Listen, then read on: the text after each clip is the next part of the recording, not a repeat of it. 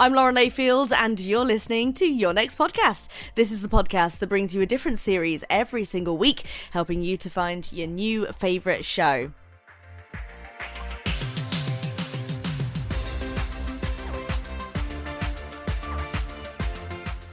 Today, we are listening to Conflict of Interest. We've got a little bit of a history thing going on at Your Next Podcast at the minute, and today's episode fits right into that category. So, Conflict of Interest is a podcast from the Imperial War Museums, where celebrities visit one of the museum sites to learn about some of the most interesting and relevant wars in our history.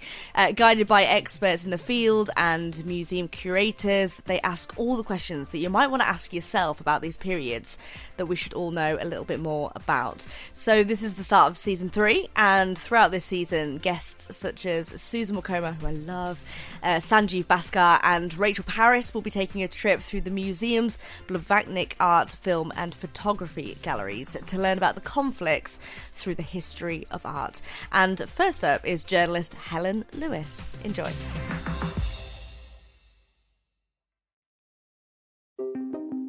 Hi, I'm Helen Lewis. I'm a journalist and I'm a museum geek.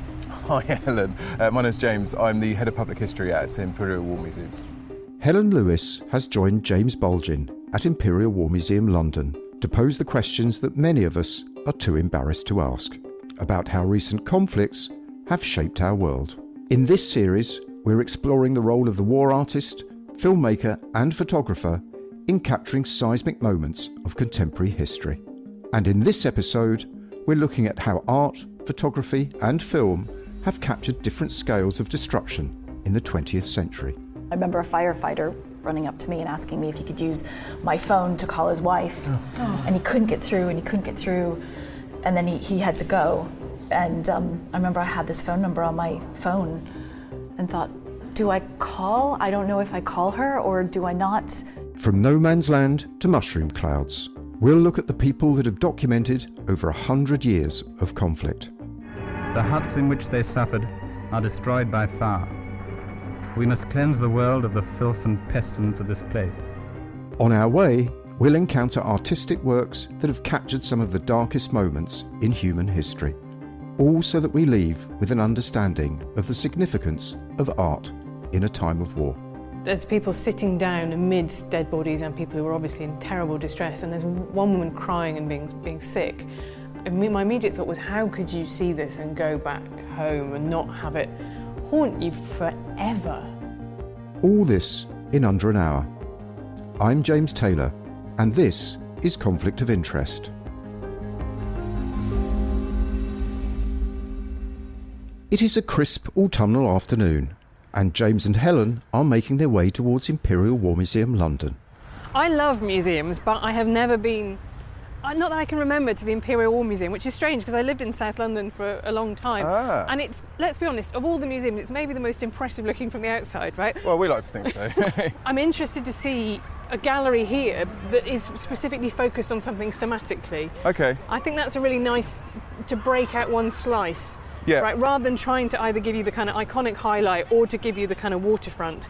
I guess galleries can be a bit more quirky, can't they? They can be a bit more led by individual taste. Are you surprised that the Imperial War Museum has a substantial art gallery as part of its public offer? It's not something I would have thought about, but it makes a lot of sense to me because people have always been fascinated by, even before war photography, war paintings, having official artists. I'm pretty sure the army had an official artist, didn't They it? did. Does it still have one There's now? the War Artists Commission. Yeah, they did. We'll see some of that inside. Perhaps it is something which a lot of people don't necessarily know, that the museum has a really substantial and actually significant collection of art, which, as you say, bears witness to over a century of conflict now. Helen and James will be joined by a third voice, Suzanne Plunkett, Reuters' chief photographer for the UK and Ireland, and a photojournalist for almost 30 years. I spent 2 long assignments in Kabul, in Afghanistan, after the war in 2002 and 2003. And we've got some of Suzanne's work in here, right? which is amazing. And it's such an incredible thing to be able to see this work with the person who created it. We have arrived at our first object. On certain podcast apps, you can glance at your phone as you listen to see some of the works we're discussing. So I'm presuming that this is a First World War painting. We've got a few bits of kind of concrete and pillars and what looks like kind of corrugated iron, and then all these tree stumps that have just been cut off kind of 6 feet from the ground. It is a landscape of total destruction. And the colour scheme reflects that too, right? That it's very muted tones, but then it has these patches of ochre. It's almost like the human-made bits are kind of leaving the landscape. But am I right? You're not wrong. It's a painting called Menin Road by an artist called Paul Nash. It's interesting that you see it as completely just about a rural landscape, because actually what it relates to in its historic context is the Battle of Menin Road.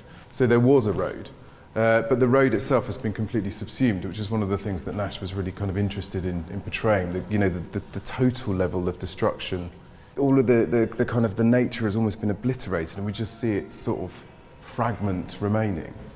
Suzanne, does this look like any landscape that you've photographed in your career? It does. I covered the Indian Ocean tsunami in 2005, and I remember feeling like you can't get a photograph to show the scale, and it was not until we got into a helicopter and could kind of see from above, but even then there was no human element, so it did feel like it just went on and on and on.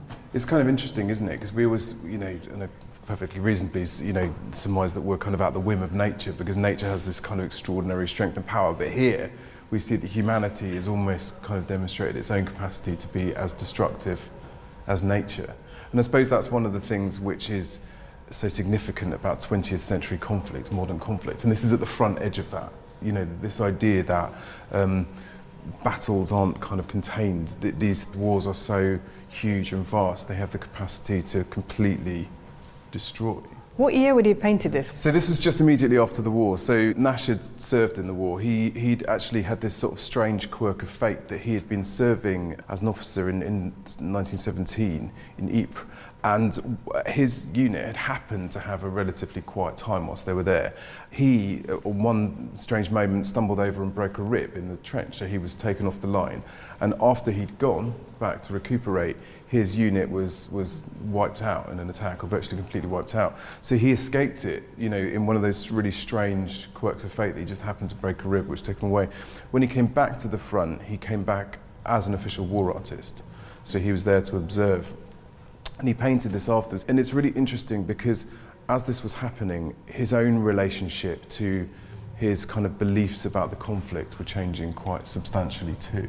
That story is so interesting to me because I've just noticed that there is one tree still standing, right, amid all of the other trees have been wiped out, which is kind of presumably what, to some extent, he must have felt like. He was and lots of men in that war must have felt like, I'm the one person I knew who came home. But particularly given, the broader context in which this happens in 1917, it's really difficult to overestimate how significant the Battle of the Somme had been the year before, 1916, which had been this huge loss of life and huge number of casualties in this battle on the first day, and then that sustained itself over the weeks and months that followed. So it's the sort of story of the First World War, really, that it was a kind of a paradigmatic moment. Suddenly mankind demonstrates that it has this propensity almost to create this sort of total destruction. As you say, it meant that even if there was never quite a lost generation, which is one of the myths that emerged from the war, it was certainly the case that virtually everybody would have known somebody who'd been lost. And it really kind of laid waste to a lot of the big ideas that had underpinned Western civilization, certainly British civilization and culture. This idea, these ideas of the certainty of the rightness of everything, and the likes of Freud and Marx and all these people were coming through and challenging these pre-existing, Nietzsche's coming. So there's a lot happening at the same time, and you do see this sense that somehow who we are has changed, and our relationship to ourselves has fundamentally changed. But also that I think you're right, that if you think about modernism being an artistic and a literary movement about it was about destruction, right? It was about throwing away formal old rules, that maybe this was a time when they felt, hang on a minute, actually things are going to change in social ways, which they did. I mean, I wrote about this in my book. Women moving into factories and jobs, you come out of this in 1918, women get the vote, women get the right to sit as magistrates. They have often, throughout the First World War, been earning their own wages. The kind of the social disruptions of the 20s are quite hard to understand unless you understand that, you moved a huge population of men to another country and the women kind of were left behind doing different things. And I wrote about the women's football teams Right. during the First World War that happened in the factories. They had ladies' football teams because the FA suspended the men's league. And one of them, Dick Kerr Ladies, went on a tour exactly of a battlefield like this. You know, immediately after the war had ended, they went and played French players who all played in berets, which I find very charming. But the descriptions in their diaries of what it was like to just drive through mile after mile of France that had been just blitzed, run over, you know, and there were just tiny little pockets of villages, but still littered with barbed wire. Yeah. I don't think it's hard now to appreciate, you know, even when we see images of war on TV, what it's like to just everywhere, as far as the eye can see, has been destroyed. Yeah, there's that, and Graves has that line is the title for his book, Goodbye to All That, and obviously he's talking about something specific, but I would think it pertains so well to that whole sentiment of saying that's all gone. That our version of the world and the certainty of the structures of kind of gender norms and class and aristocracy norms, as well. all right? of this. The great houses suddenly, you know, fall into disrepair. Labour costs are much higher because there's fewer men of working age. It's what kind of it's what ends Edwardian Britain, isn't it? And then the Britain that emerges from it is very different. Yeah. There's, you know, Freud has this whole kind of man is no longer master in his own home. This idea that even our certainty of self can't be relied upon anymore. So the First World War kind of demonstrates this. But what is, you know, in retrospect really chilling is that actually this augured in the age of something much bigger. And you're talking about, you know, some of the wars since, and, you know, things like the tsunami, you suddenly realise that this is not an aberrance. This is actually the start of something. This is, you know, humanity kind of defining new terms under which it will exist. James, I'm loving this. This is like the classiest guided tour ever. This is my dream, my absolute dream. Like, you get someone to ask them questions personally and they can't run away. We move on from modernism to something with a touch of surrealism. Again, if you check your phone on certain podcast apps, you can see what Helen sees. Well, instantly when I saw this, I thought it's got the air of a René Magritte or a Salvador Dali. There's something surrealist about it. You've got bits of broken walls and a bit of a face of a statue. Someone maybe bathing half naked in a lake. But there's also a peeled off poster. And then, I'm not quite sure what's happening on the right-hand side. It looks like sort of wallpaper has come up a wall somehow. But there are a lot of slightly confusing elements.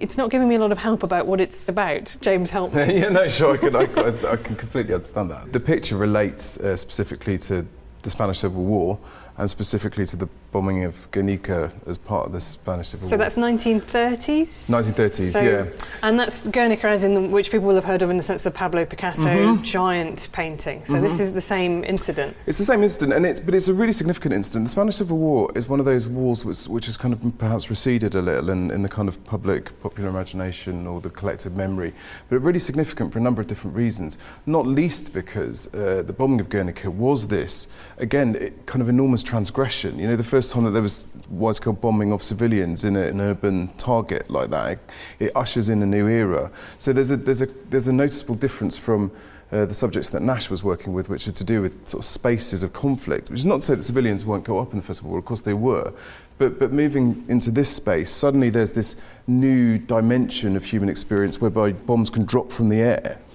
And, you know, we might think about that today as being a given, you know, because that's pretty well established. But putting ourselves back in the position of the 1930s where something like that has never happened before is huge. But it's still pretty terrifying, isn't it? Because now the thing I think that people find hard is the idea of unmanned, you know, drones essentially, and the idea that someone can be sitting at essentially like a video games controller in the middle of Nevada and they're killing people thousands of miles away. Yeah, exactly, but very much born out of this sort of initial moment where that kind of Rubicon is crossed. So what we see here is in contrast to the Nash painting, the fragments, the sort of shards of human spaces, in a way that human spaces are more absent from the Nash painting. It's almost like the focus of conflict is becoming more about the role and the positionality of the civilian in conflict and their sort of fundamental vulnerability under the sort of the weight of modern war. The artist himself, John Armstrong, wasn't there during the Spanish Civil War, but it had this huge impression on that whole generation because, of course, the other thing about the Spanish Civil War, which is kind of extraordinarily romantic in its own way, is that all these artists from across the world obviously went over there en masse. Yeah, and George Orwell too, right? Turns up and on the front line gets shot in the neck and ends up having to be invalided out. But there was a sense that it was there was a movement behind it, right? That it was happening in someone else's country, but it was part of a kind of political movement that young avant-garde people would ally themselves to. Exactly, and it really kind of activated and motivated this generation of artists together. And in fact, Paul Nash established a group called Unit 1, which was quite short-lived, but Armstrong was a part of it. So there was a connection between those two artists, and then Armstrong becomes this person who's kind of one of many people galvanised by the Spanish Civil War. But I was thinking this painting, for me, you get this, on the floor here, there's this sort of fragment of what looks like a statue. But huge, right? That's what threw me about. I don't know, Suzanne, did you also, when you looked at this, think this has a slight surrealism to it? Because the bit of the statue is just so vast that it almost just doesn't feel like it belongs in the same way to the rest of the painting. Yeah, it looks like the painting is in layers, which photojournalists always kind of try to strive to get layers into their work. But it does look like a Dali or a De Chirico, but it's got this kind of sinister edge. You just feel like something wrong has happened, even though it's just in the posters that are the expressions of the people that are... Yeah, people screaming in the posters or shouting, and then a tree half growing out of what looks like rock. Yeah. Have you ever had a situation somewhere you've taken a photo and you've seen something in it that just profoundly feels like it doesn't belong there? So I haven't been on a front line, but I've photographed the aftermath and almost daily life after. And you'll see sort of when I was in Afghanistan, I remember being in towns where, people are going about their daily life. And meanwhile, the buildings are falling apart, they're in pieces, there's, and there's still people with, Kalashnikovs walking down the street casually, and you're saying good morning to them and thinking, well, what's going on? Yeah. Exactly. One of the problems I'm guessing about photographing the aftermath of conflict is we have such a well-established idea about the kind of visual cliches of it that trying to find the freshness in that actually tells a new story and an accurate story rather than slotting those into cliches which you don't want to fall into, and trying to find the human story to sort of pin to the wider theme.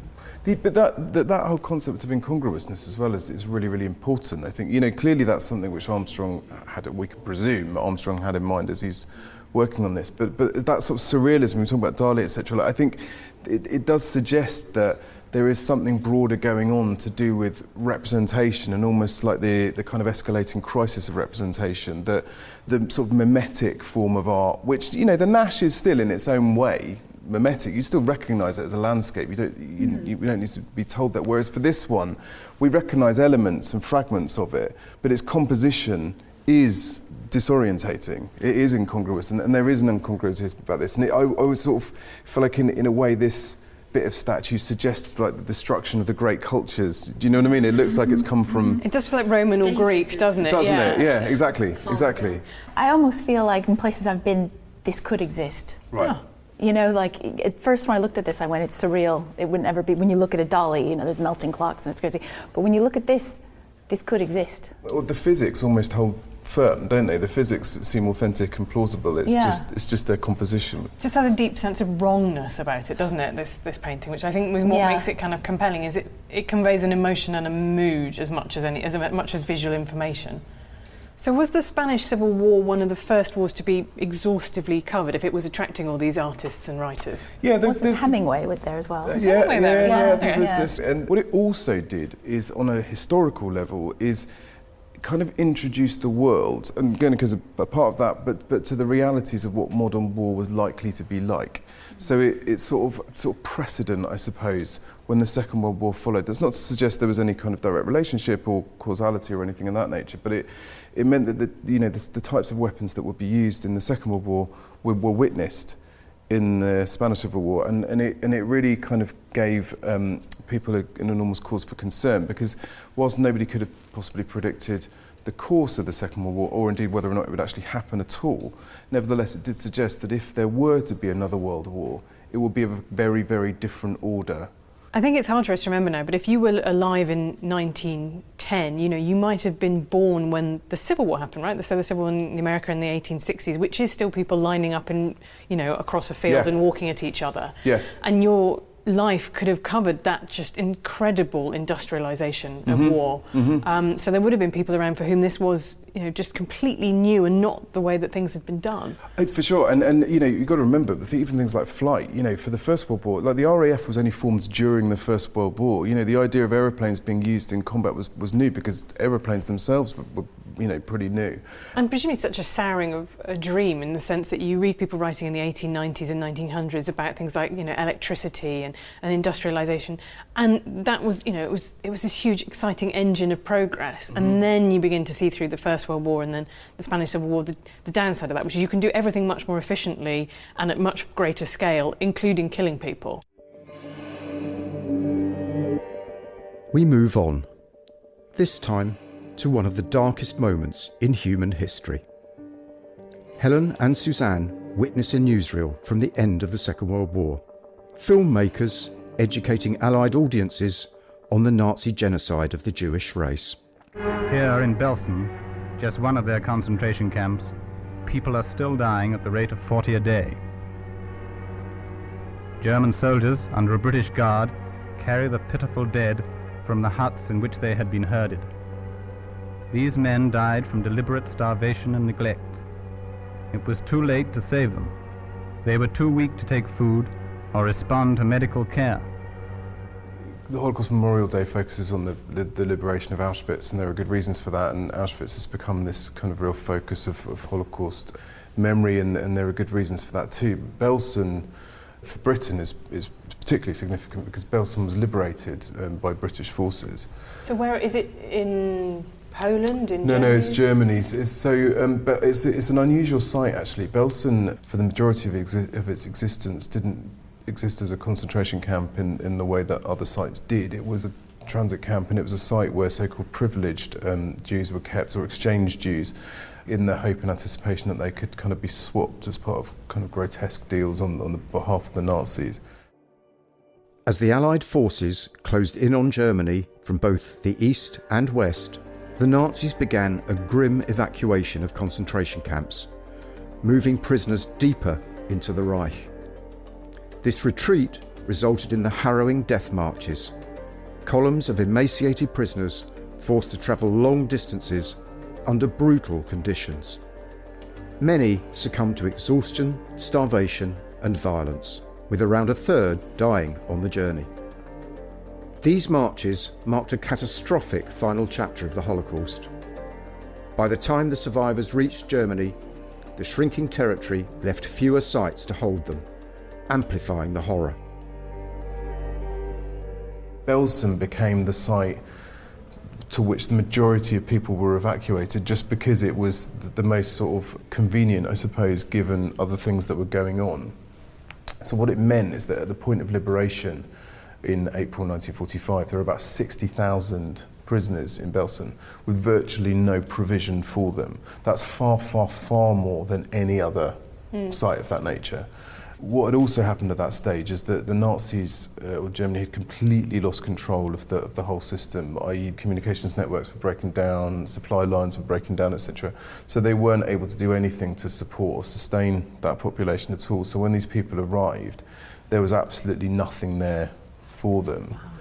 I think one of the most shocking things about the footage is the bit when you go from seeing the prisoners, who have obviously in most cases starved to death, to seeing the camp commandant who looks sleek and plump, and all the women who work there, and just the kind of the shocking difference. Visuals bring that home to you in a way that a written description even maybe wouldn't. Yeah, I mean, I think one of the things I think about the footage, which is so significant, and the Belsen footage sort of dominates all of this liberation footage because there's so much of it, because there were so many people there, and the AFPU, the Army Film and Photography Unit, was there to capture it.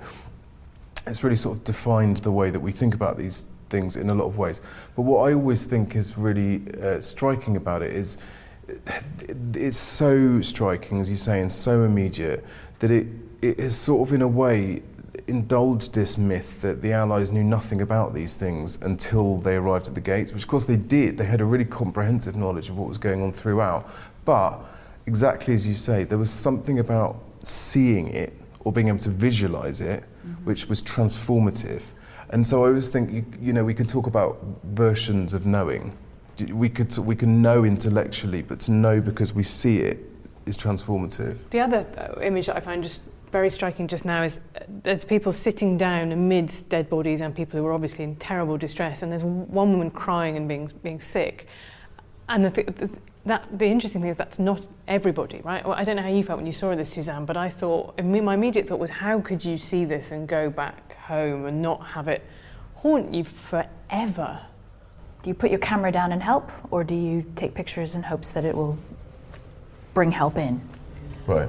I mean, I find that the story of Kevin Carter, who took the very famous photo during the famine of the child being stalked by a vulture and was then won a Pulitzer for it, but then was then haunted by the question of, and what happened next? And he couldn't answer that. To me, that kind of encapsulates the photojournalist dilemma, right? Which is, what are you there to do, right? Are you there to record it for posterity, or do you have to put your humanity aside to some extent to do that because you're a kind of emissary of the rest of the world to bring this stuff home? Right, and he did help the child, but I think it became sort of this, it felt like he was bullied, by people not understanding and jumping on seeing these photographs, thinking, that's kind of when the conversation started for a lot of photographers. I mean, there are really difficult ethical questions which continue to exercise anyone working with this content and this footage about, what you should or shouldn't use. I think you're seeing people in such terrible levels of suffering and degradation and their bodies, particularly people who haven't obviously had the ability to give their consent to be filmed. Something which we talked to a lot of different people about when we were working on the galleries and consulted a lot about, because on one hand it exists within historical record, so to sort of not use it means that you're kind of eliding that part of the archive. But on the other, you do run the risk of sort of further exploiting people who have already been so egregiously exploited and assaulted in their lives. How much of this made it back to Britain? I mean, obviously there was a huge amount of footage collected, but were people able to see it? Were they? I mean, not happy to see it, but were they? Were they in a place to be able to receive and understand that this stuff had happened? Yeah, they were. I mean, I think it sort of made itself kind of felt and seen in various different forms. I mean, it was obviously front page of the newspapers was a big thing, and like, for example, the Josef Kramer, who you were just alluding to just there, who was the commandant of Belsen, who extraordinarily, and this is a whole other story, chose to stay in post when he knew that the Allies were coming, because Belsen, when it was liberated, was still behind enemy lines, and there was this concern about. From the Germans, obviously entirely about their self-interest, concern from them that if the Allies were to sort of fight through into Belsen and the prisoners were allowed to escape, then typhus would become rampant because there was so much typhus within the camp. So they brokered this kind of agreement that Belsen would be sort of within the zone of protection, which is how the Allies arrived there. And Cromwell was still at his post when he got there. But then in the British press, he became known as the Beast of Belsen. And these sort of various titles come out quite often, very gendered and quite misogynist. There's, Ian McGrace became the Beastess of Belsen, the Bitch of Belsen. So all these various sort of names associated with it. So the pictures were in the papers, the film was seen in newsreels, etc. And it did have a really significant impact on the way that people thought about things. And what it also became, and it was a post-rationalisation, but it became something which really rationalised the entire war. There's this whole sense of saying, and this proves what we were fighting for. That was even, I think, in the voiceover, which was that, if it hadn't been for the Battle of Britain, looking at a pile of bodies, this could have been you. I noticed that was very... it's quite unapologetic, obviously to put a very strong patriotic kind of spin on it, that you could see that the people not being allowed to just digest these images as they were delivered with a message behind them. Yeah, but the Holocaust is a real problem in the kind of collective memory, and that there's almost sort of two, a number of scholars have talked about, there's two different versions of the Holocaust. There's the version of the Holocaust that actually happened, and there's the version of the Holocaust that's been sort of reconstructed in culture. So, with films and... There's always a mythology with any event that is that big and happens on such a massive scale. Yeah. Exactly, but the sort of challenge with the Holocaust is that sort of quote-unquote myth of the Holocaust, and that, that's how Tim Cole describes it as well, is almost completely displaced the actual historic ones. So the details and the references and the understanding that people have gleaned from all of those kind of mythologized versions have really distracted from the reality of what it occurs. And I think the Belsen footage makes this point, actually. One of my big kind of concerns about kind of some of the cultural recreations of the subjects is that they really tend towards this obsession with the idea of systemization and bureaucratization and that kind of thing. Whereas I think actually the Holocaust was far more messy, iterative, brutal. Right, which is what the zone of interest tried to capture, right? The idea that it was happening next door to people's gardens, and you had to actively ignore that something weird was happening at the end of your road. Yeah, and of course people didn't. I mean, I think, again, this idea is one of those sort of prevailing myths, and it became obviously a natural defence mechanism afterwards to say, I didn't know about it. Even at Nuremberg, senior Nazis were seeking to make that case. It really doesn't bear any close scrutiny. In fact, one of the things we display in the galleries is a letter from a lady called Eleanor Gussenbauer, who lived near Mauthausen concentration camp, and she wrote to the commandant at Mauthausen during this operation, and she said, it was a letter of complaint to him. She said it was very distressing for her as a civilian living nearby to have to witness and listen to prisoners dying these protracted, agonising deaths. And what she said is she would be much more happy if they could either kill them quickly or do it away from public gaze so that she doesn't have to deal with it. We move again to another scene of destruction. So I'm looking at a black and white photo of a mushroom cloud, and I'm presuming this is a test fire, one of the ones in the Pacific. Is that what I'm looking at, one of the very first tests? No, this is the actual one over Nagasaki. Oh, wow. This is the real thing, yeah. Nagasaki was obviously the second of the bombs that was dropped. Part of a series of events that have this massive significance for humanity.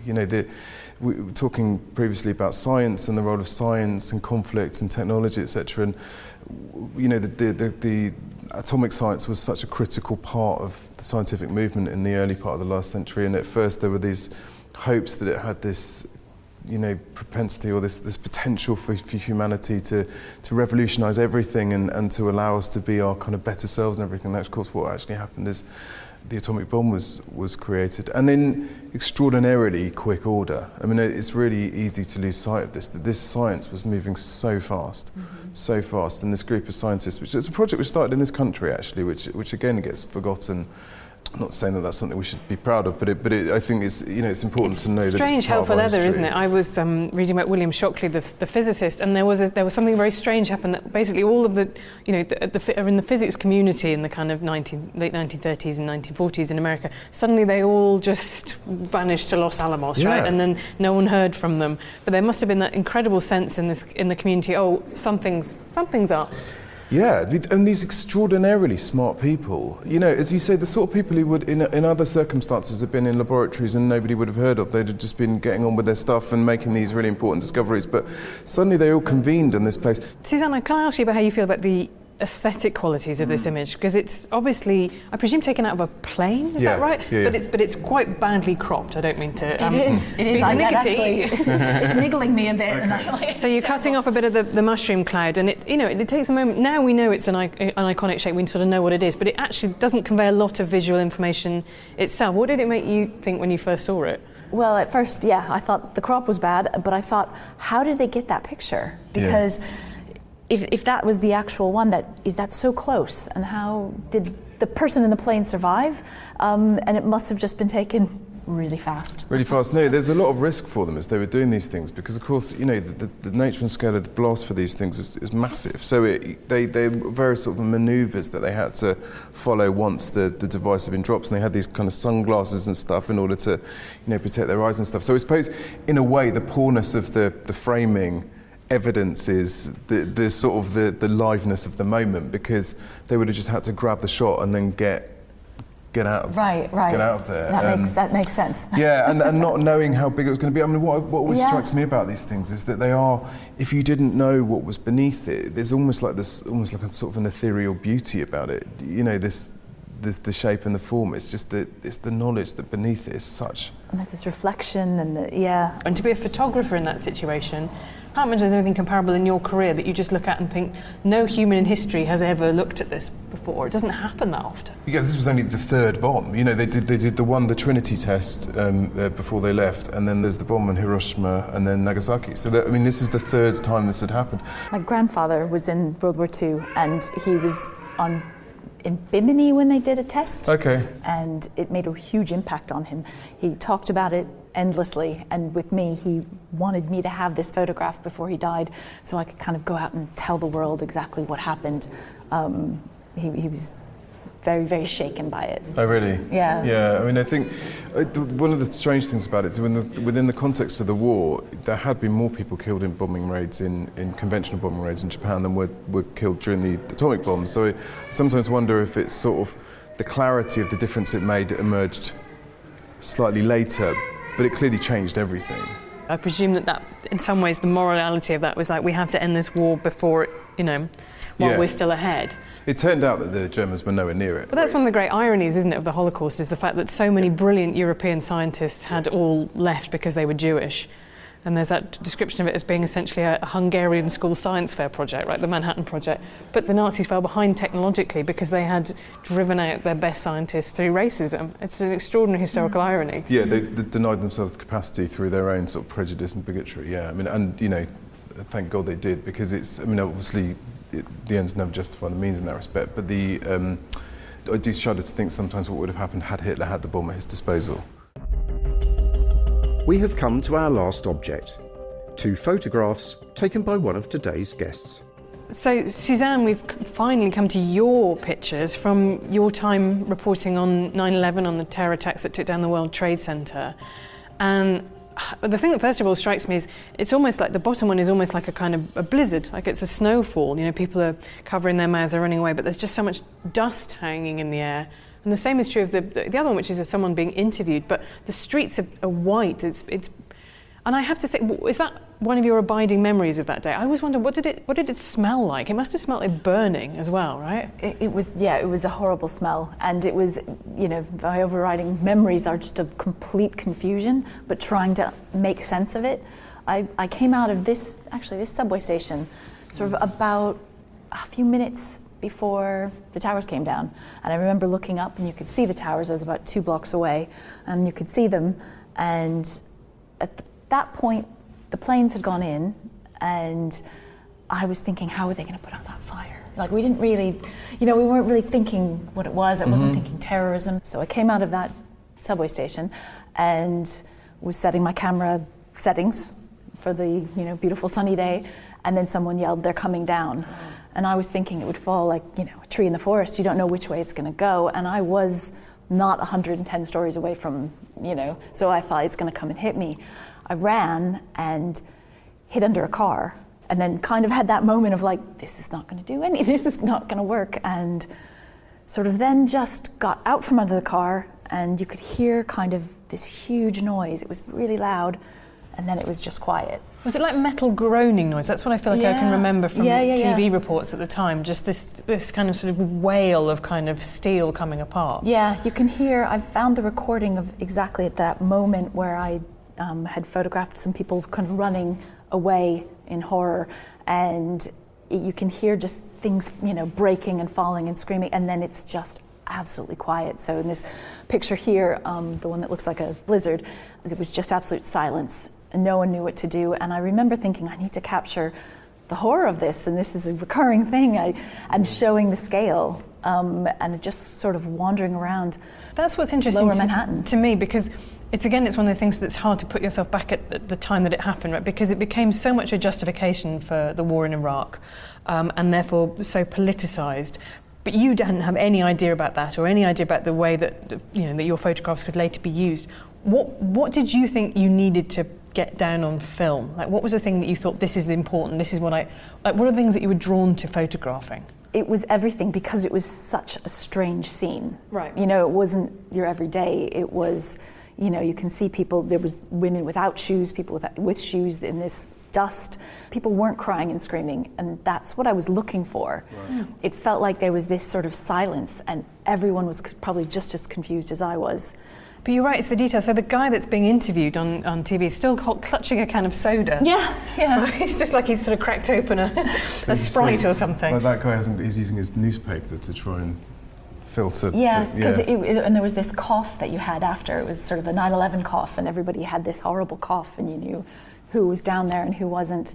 And I remember taking this picture because I wasn't used to, well, this was before mobile phones. So it was almost like this last generation of photographers who were capturing iconic images.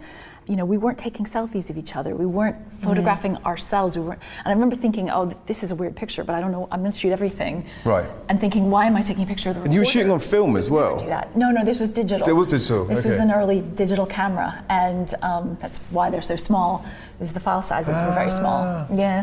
Interesting. When did you send your photos in to, it was AP you were working for at the time? It was, yeah. I probably took pictures for about 20 minutes and then thought, I have to get these on the wire. I have to get these on the wire. And I went into this sort of vitamin/beeper shop, one of those, New York kind of places, and they were letting people in, and then they closed the gate, and people were almost like banging to get in the shop because we thought this is before the second tower had fallen. And so we were taking shelter, and it was crammed, and I was saying, can I use a phone line? Can I use a phone line? And I thought, can I plug my laptop in, just thinking of the job, thinking I need to keep my laptop charged today. Right. I don't know what I'm going to see. And took out my enormous mobile phone, connected it to my laptop, sent 3 pictures. That was all I could get out. And that was when my office went, she's okay. Oh, thank God.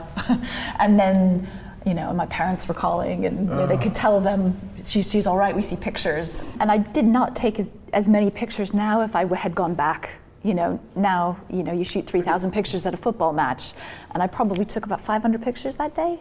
Do you have an emotional response to seeing that? I do. I feel like I do get a shaky feel whenever I talk about it. I sort of start feeling shaky and almost cold. I don't know, it's chilling, and just going right back there. It was such a vivid memory of the day, every single thing that went on. I remember a firefighter running up to me and asking me if he could use my phone to call his wife, and he couldn't get through. And then he had to go, and he dashed towards the ground zero. At that time, I didn't, and I remember I had this phone number on my phone and thought, and for weeks I was like, do I call? I don't know if I call her or do I not? Did he I don't know who he is. And I still don't know? I still don't know, no. Our time at the gallery is almost at an end, but there's just time for a cup of tea in the cafe and a chance to decompress. I think what will stay with me from looking around that gallery is the difficulty of capturing the scale of war, and actually that ability to stand back and put it in perspective. That war is simultaneously something that happens to individual people, often changing their lives forever, often ending their lives, but also that it is something kind of a mass event. And also that it's something that happens to the people back home, and there is always a kind of contest about what images that they're getting beamed back to them. And the difficulty of, working in dangerous situations to tell the truth. I think it's about the hardest place to kind of claim that images are true. And the photojournalism is always a huge debate about what does kind of truth really mean? Can you ever capture the totality of a situation in a single image? And in war, that is just so much harder than anyone else. You're always shooting it from your perspective, which isn't by definition a limited perspective. One of the things I'm really going to take away is now, I think, from people born in Western Europe in the second half of the 20th century, have had one of the most conflict-free existences of anybody in human nature, and that's not the default experience of humanity. And that's why great to come to a museum like this, because war is almost not the natural state of humanity, but it is something that has been a constant throughout human history, and we're deluding ourselves if we think it's gone away. Maybe the Ukraine war has changed how people feel about that, but in the same way that 9/11, I think, changed how many Americans felt about violence and destruction, that it was something that, it happens here, it happens in Manhattan, and that's not ever something you've ever experienced before. James, Suzanne, thank you so much for being my guides to the gallery and to what it's like to be a photojournalist. I mean, it was very mind-expanding, which is what I always hope for when I come to a museum. And to me, the crazy thing about it is that I've scratched the surface of the Imperial War Museum. We were walking through the galleries on our way there, and I kept wanting to go off and go, oh, that's an exploded tank. That looks really interesting. So this is my first visit, but it will not be my last visit to the museum. Good. And that's where we must leave this conflict of interest and the Blavatnik Art, Film and Photography Gallery. Thanks to our guests, Helen Lewis, Suzanne Plunkett and James Bolgin. Next week on Conflict of Interest. And also there's the loss of life, isn't it? If you're asking people from the colonies to come and fight and then they don't come back. Absolutely. It's just, what then happens. Actor Susan Wokoma discovers the artist depicting the changing face of the British Home Front. My name is James Taylor. The producer was Matt Hill at Rethink Audio, with support from Eleanor Head, Daniel Ben-Corin and the IWM Institute team at Imperial War Museums. Thank you for listening, and goodbye. As I say, there's so many more great guests coming up on this series. Episode 2 is out tomorrow, so do go and follow Conflict of Interest to make sure you don't miss an episode. And before you do that, make sure you follow Your Next Podcast right here so you don't miss a thing from me. You can find all my recommendations along with news, reviews and much more on Podcast Rex at www.podcastrex.com. That's www.podcastrex.com.